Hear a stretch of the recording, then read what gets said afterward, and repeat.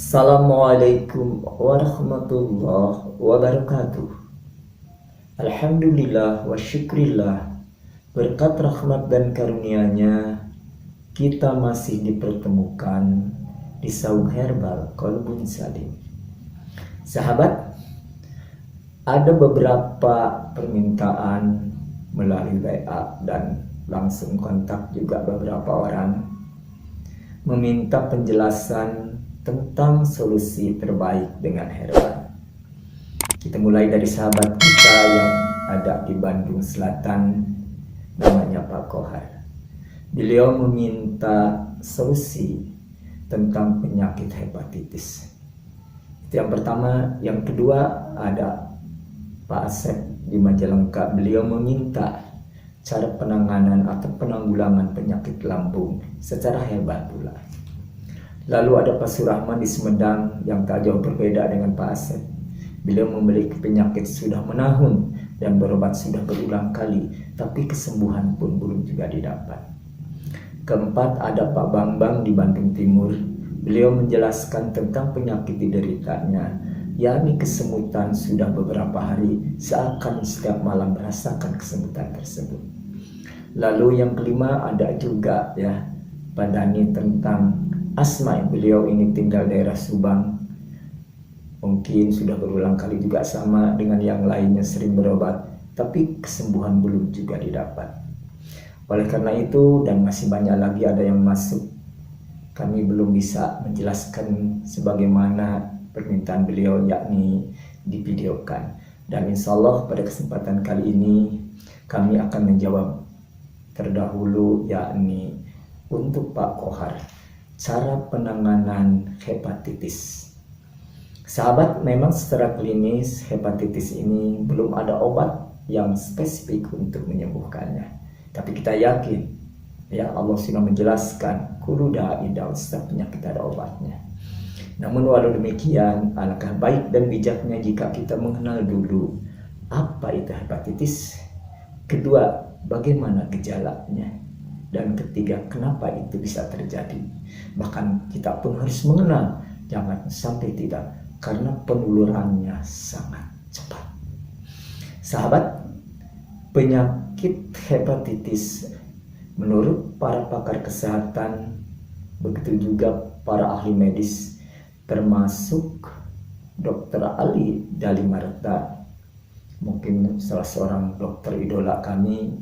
Beliau ini seorang pengurus bahkan pendiri organisasi Naropatis, yakni memadukan antara pengobatan tradisional dengan akupuntur. Beliau juga termasuk salah satu kepengurusan IDI, yaitu Ikatan Dokter Indonesia. Nah, beliau ini sangat produktif dalam menulis obat-obatan dari herbal. Bahkan kami mengoleksi buku-buku beliau dari sejak 17 tahun yang lalu. Saya baca buku-bukunya dan saya mendapatkan, bahkan yang saya sampaikan ini juga kebanyakan dari beliau. Walaupun dari sumber lain kami juga masuk. Sahabat, menurut beliau yang tadi Dr. Ali Dalimarta, bahwa hepatitis itu suatu proses peradangan dalam jaringan hati. Secara populer di negeri tercinta ini dikenal dengan penyakit hati atau sakit liver atau sakit kuning, enterik atau jordas. Karena penyakit kuning ini tidak selamanya terjadi akibat peradangan hati.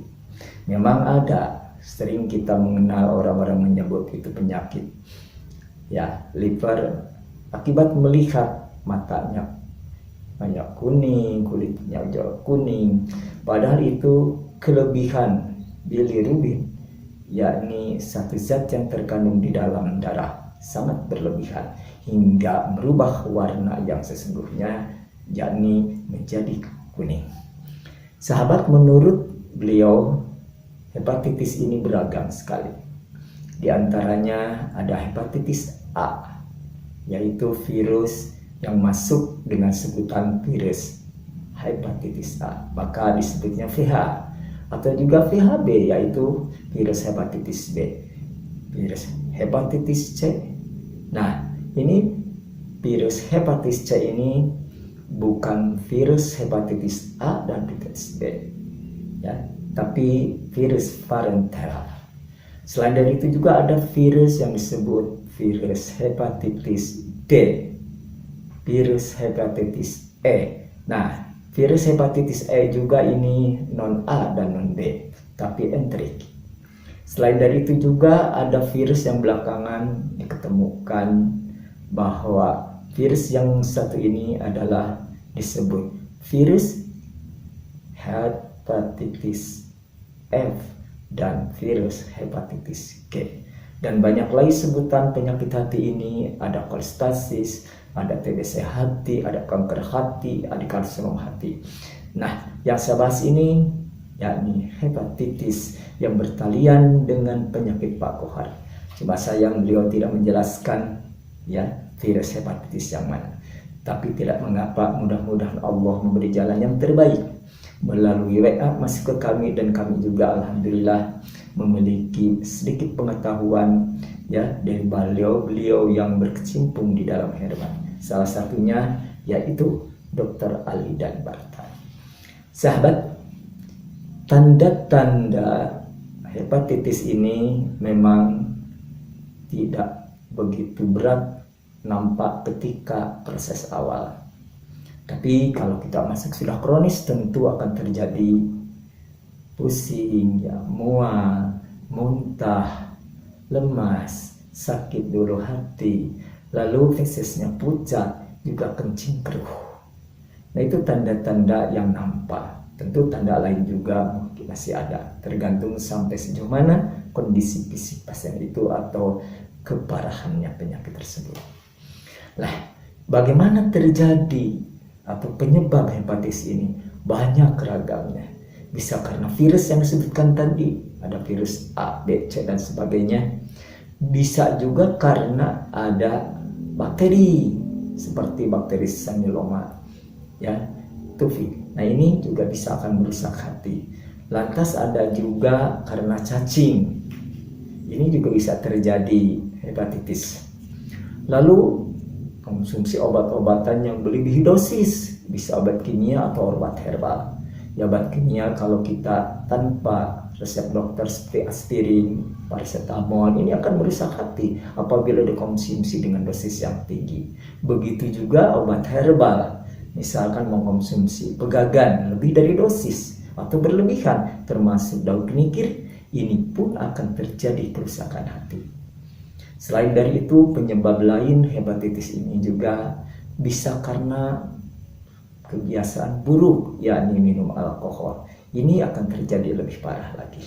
Selain dari itu juga ada ya penyakit ini terjadi akibat yang disebut parasit. Nah, ini biasanya terjadi bakteri, parasit, cacing hepatitis ini terjadi akibat sanitasi buruk, lingkungan buruk, ya. Maka di sini harus hati-hati kalau kebetulan kita ke WC umum, di situ jangan-jangan ada orang hepatitis akan tersimpan, karena penularan hepatitis ini cepat, bisa melalui cairan tubuh, bersentuhan dengan keringatnya, bersentuhan dengan atau bersin dia, lalu apalagi, nah ini apalagi fisisnya, kalau mengalir ke tempat air, kemudian terkontaminasi makanan minuman kita, itu pun akan terjadi. Oleh karena itu, maka bersihkanlah lingkungan kita, bersihkanlah makanan kita, bersihkanlah tubuh kita. Jangan sampai terjadi hal yang tidak diinginkan tadi. Maka orang yang terkena penyakit hepatitis ini betul-betul harus terisolasi dari segala aktivitas yang biasa kita lakukan. Misalkan, jangan sekali-kali makan bersama, apalagi piring sendoknya masih bercampur, pakaiannya pun harus berpisah, handuk, sikat gigi, apapun yang dipakai dirinya jangan sekali-kali kita pakai. Kenapa? Akan menular dengan cepat. Ada yang masa inkubasinya cepat, ada yang lambat, ada yang 15 hari, 20, ada yang sebulan. Nah, itu yang harus kita kendali.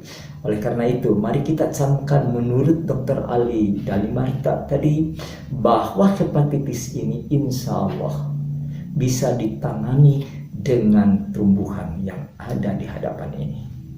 Mungkin Anda sudah tahu tumbuhan ini memang dijadikan pagar di halaman kita.